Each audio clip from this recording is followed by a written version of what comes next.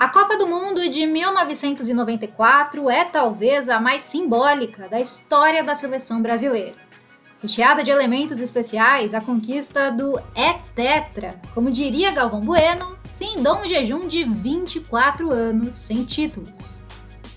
Mas lá nos Estados Unidos, o time de futebol do Brasil sentiu o peso histórico do que ocorreu a mais de 8.500 quilômetros dali. Porque o zagueiro Ricardo Rocha afirmou que Ayrton Senna era o 23º jogador do elenco? Ou porque o técnico Carlos Alberto Parreira disse que, abre aspas, não tinha combinação melhor que seleção brasileira em Copa do Mundo e Ayrton Senna na pista? Fecha aspas. Chegou a hora de entender o real impacto que a morte do tricampeão de Fórmula 1 teve em uma das maiores conquistas futebolísticas da história.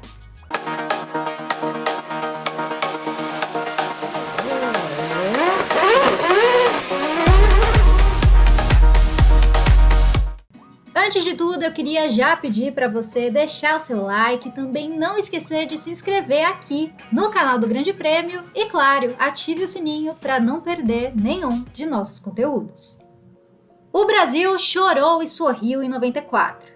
Em maio, um dos maiores ídolos do país, aquele que é sinônimo de conquista, que desperta o imaginário heróico até os dias de hoje, morreu. Um fim de semana trágico e que não deveria ter acontecido. Mas 1994 reservou também alegrias para o povo brasileiro, que viu os comandados de Parreira, Zagallo e companhia vencerem o tão sonhado tetracampeonato da Copa do Mundo. 2 eventos que despertaram sentimentos diferentes, mas de certa forma entrelaçados.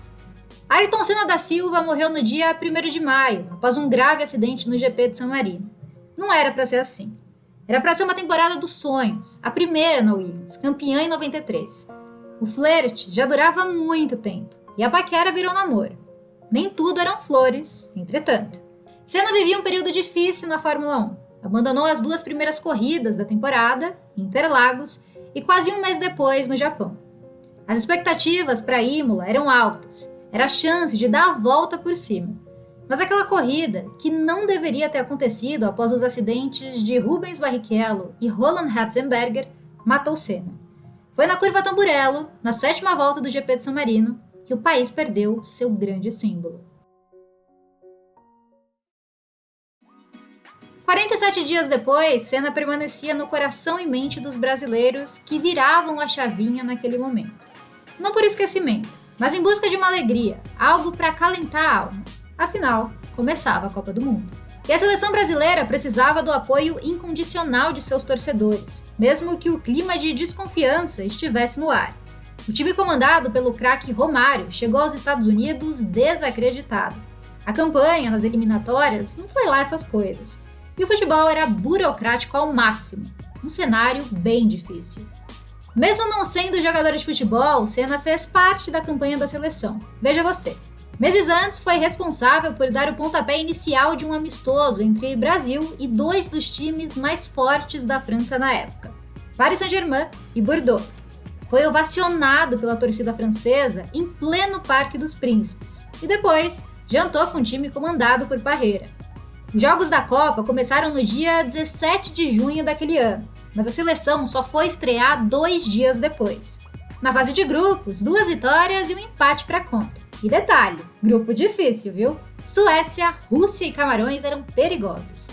Nas oitavas de final, vitória para cima dos anfitriões, por 1-0. E nas quartas, Holanda despachada, 3-2. Na semifinal, o placar foi de 1-0 no reencontro com a Suécia.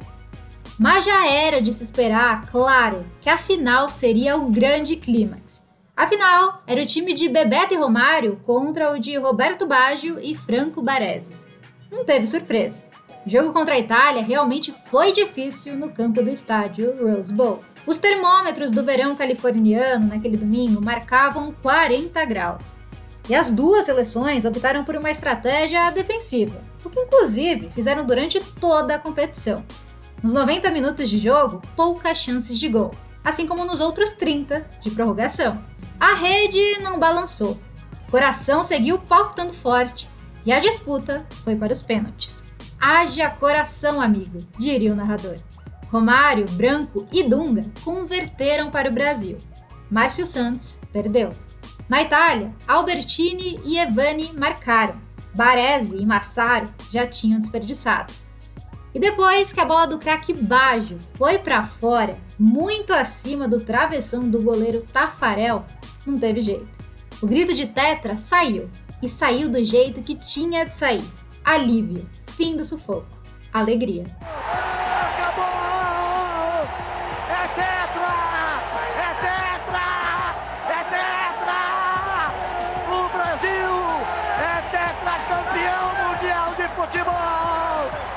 O Brasil, 24 anos depois, é tetracampeão mundial de futebol! Brasil, Brasil, Brasil! Pra acabar! O Brasil quer ver esta taça lá no alto! O Brasil quer gritar com você! Tetracampeão mundial de futebol!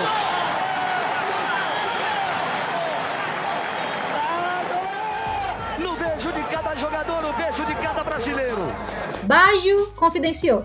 Anos depois, em entrevista ao programa Esporte Espetacular da Rede Globo, disse que Senna ajudou o Brasil a vencer. Como? Abre aspas, puxando aquela bola para o alto. Fecha aspas. O piloto também não foi esquecido na comemoração do título, claro.